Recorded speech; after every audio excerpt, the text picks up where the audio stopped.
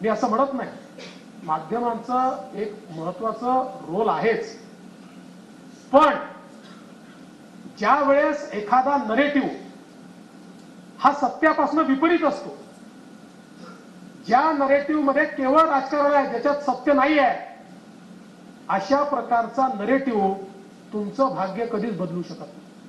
हा नरेटिव्ह 4 दिवस चालतो, पण 5व्या दिवशी तो मरतो. आपण बघितलं, मराठा आरक्षणाच्या संदर्भात ज्या प्रकारे आपल्या पक्षाला टार्गेट करण्याचा प्रयत्न केला आणि मग काही नेत्यांनी त्याच्याकरता वॉर रूम उघडल्या आणि क्रिएटिव्ह बनवून टाकले भाजपच्या विरुद्ध, नाही चालू शकले. कारण शेवटी त्यांच्याकडे बोट गेलं की इतके वर्ष तुमचे बापजादे होते, तुम्ही का त्या ठिकाणी आरक्षण दिलं नाही, त्याचं उत्तर ते नाही देऊ शकत नाही, कारण त्यांनी निव्वळ राजकारण केलं आहे.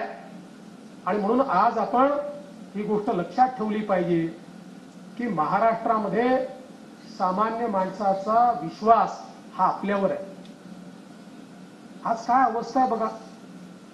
उबाठा सेनेचा नाशिकचा जिल्हा प्रमुख हा दाऊदचा हस्तक सलीम कुत्ता, आता नावच कुत्ता आहे, या कुत्तासोबत स्वतःच्या फार्म हाऊसवर कुत्त्याकरता पार्टी ठेवतो आणि काय डान्स त्या कुत्त्यासोबत त्याचा, म्हणजे जसं काही सेलिब्रेशन चाललंय. एखादा स्वातंत्र्य संग्राम सेनानी जेलमधनं सुटून आलाय अशा प्रकारचं त्या ठिकाणी सेलिब्रेशन चाललेलं आहे. अरे शरम वाटली पाहिजे. या महाराष्ट्रामध्ये दाऊदनी बॉम्बस्फोटाच्या माध्यमातून केवळ बॉम्बस्फोट केला असं नाही आहे, देशाच्या सार्वभौमतेला चॅलेंज केलं होतं, आव्हान दिलं होतं की मी एक व्यक्ती भारताला हलवून सोडू शकतो. देशाच्या सार्वभौमतेला एक प्रकारचं आव्हान देण्याचं काम हे त्या ठिकाणी दाऊदनी केलं होतं. आणि त्या दाऊदच्या साथीदाराच्या सोबत तुम्ही त्या ठिकाणी डान्स करता, ही अवस्था आहे. आणि आता हे लोक आपल्याला राष्ट्रवाद शिकवणार, हे आपल्याला हिंदुत्व शिकवणार. आज खरं म्हणजे ज्या प्रकारचं पतन बघा, ते आपले विरोधक असतील, पण तरी मला दुःख आहे, कारण हिंदू हृदय सम्राट शिवसेना प्रमुख बाळासाहेब ठाकरे हे आपल्याकरता नेहमीच वंदनीय राहिलेले आहेत.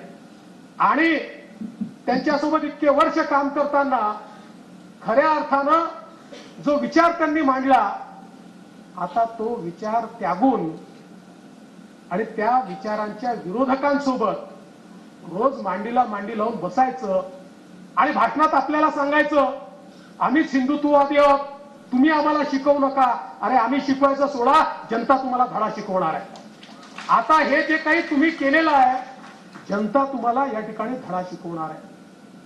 आज मी एक या निमित्ताने सांगू इच्छितो की हे जे काही 3 पक्ष तिकडे एकत्रित आहेत, काँग्रेस पक्षाची तर काय अवस्था आहे सांगण्याची आवश्यकता नाही. मगाशी सुधीर भाऊंनी सांगितले खरं आहे की राहुल गांधी हे ईश्वराने आपल्याला दिलेलं वरदान आहे.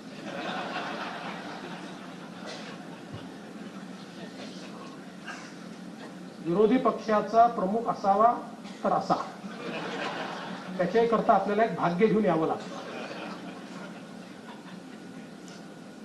पण तीच अवस्था त्यांची आज सर्व दूर आहे. ही काँग्रेस पक्षाची अवस्था का झाली? कारण काँग्रेस पक्षाने केवळ स्वतःचा विचार केला. पक्ष, संघटना याचं महत्व संपलं. एक काळ असा आला, काँग्रेस पक्षामध्ये निवडणुका कशा व्हायच्या, तर तिथला जो कोणी प्रमुख आहे स्थानिक स्तराचा, तो कोणाला तरी बोलवायचा, पोरांना बसवायचा, मतदार याद्या घेऊन बसायचे, त्यांना पैसे दिले जायचे आणि मग त्यातनं त्या मतदार याद्यातनं ते सदस्य करायचे, मग त्याचं इलेक्शन दाखवायचे, मग हा निवडून यायचा. त्यामुळे बघता बघता तिथे कार्यकर्ता संपला, नेते मोठे झाले, पक्ष लहान होत गेला. आणि आज अवस्था अशी आहे की देशातल्या सगळ्यात जुन्या पक्षामध्ये आज ज्या प्रकारची सुंदोपसुंदी आपल्याला पाहायला मिळते, ज्या प्रकारची अवस्था पाहायला मिळते, हा पक्ष वर येणं कठीण आहे. आणि म्हणूनच भारतीय जनता पक्षामध्ये आजही संघटनेचं महत्व काय? भारतीय जनता पक्षामध्ये परवा अमितभाई शाह यांनी सांगितलं, त्यांना जेव्हा विचारलं की आपके कद्दावर नेताओं को आपने मुख्यमंत्री नहीं बनाया, त्यास त्यांनी सांगितलं की भारतीय जनता पक्षामध्ये सगळ्यात कद्दावर जर कोणी असेल तर तो आमचा सामान्य कार्यकर्ता, हमारे सामान्य कार्यकर्ता से कद्दावर नेता कोई नहीं है. आणि हे विचार करा की आज भारतीय जनता पक्षामध्येच हे शक्य आहे. कधीतरी नेतृत्व आपण बदलत असतो. पक्षामध्ये नेतृत्व जर बदललं नाही तर नवीन पिढी तयार होत नाही. याचा अर्थ ज्यांना बदललं त्यांच्यात काही कमतरता आहे का? ती बिलकुल नाही आहे. किंबहुना त्यांचे रोल बदलत असतात, त्यांच्याकडे काही नवीन रोल येत असतात. अशाच प्रकारे पक्ष चालत असतो. काँग्रेसमध्ये हे बदल त्यांना कधी करताच आले.